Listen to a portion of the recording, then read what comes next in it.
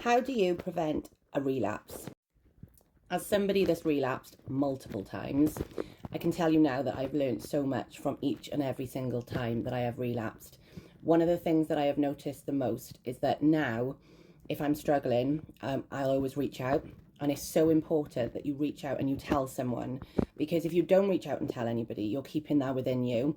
And then it could end up being your dirty little secret again, and secrets keep us sick. So for me, talking to somebody, making it real, making the trigger real, making the feelings real, is really important. And just letting somebody know, because then I'm hearing it. I'm openly saying that I'm struggling, and it's out there, and people can then come to you and say, you know, don't do it or whatever. If you don't do that and you don't tell anybody you're struggling, no one's going to come running to help you. Do you know what I mean? So that's one of the main things for me, is to talk to somebody.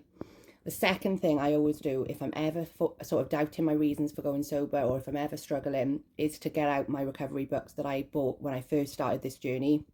Sober on a Drunk Planet is my absolute go-to. You hear me talking about it in every one of my videos. It's an amazing book, and it's so easy to read and digest. And you don't need to read the whole book, like you can just read sections of it. So if I'm struggling, I can go through the chapters, pick a chapter that resonates with me, and I find that really helps. Exercise is another massive one. Now, I've only just started my running journey. However, I will tell you this, if I'd have started running at the beginning of my recovery, I honestly think I would have found this journey so much easier. Running makes me feel amazing. It gives me such a buzz and such a focus, and I get mental clarity every time I come back from doing a run. And I don't know why it took me so long to realise that I needed to do something like that.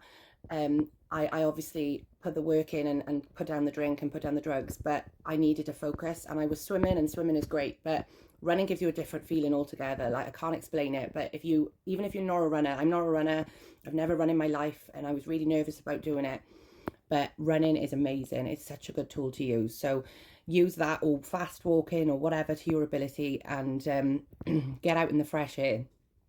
Also, make sure that you haven't got any dealers' numbers in your phone still. Make sure that you haven't got any connections to a dealer, that you can't message your friend to get the number for the dealer. And that sometimes means cutting out a lot of people, but it's prevention, it's relapse prevention. It's what you've got to do to protect yourself. And don't say yes to going out to situations where you know that you're not feeling strong. Like, you know, if there's a birthday party coming up, or if there's a wedding coming up, and you are starting to kind of question, can I do it? Will I be okay? And you want to stay sober, but you know deep down that you're probably not going to, then the best thing for you to do is not to go. And yeah, it's shit at times, because you have got to miss out on things in the beginning. But I promise you, it will be so worth it when you get to the end, and you start to feel like you're no longer just in recovery, you're recovered. I'm not saying I'm recovered, guys. I'll always be an addict.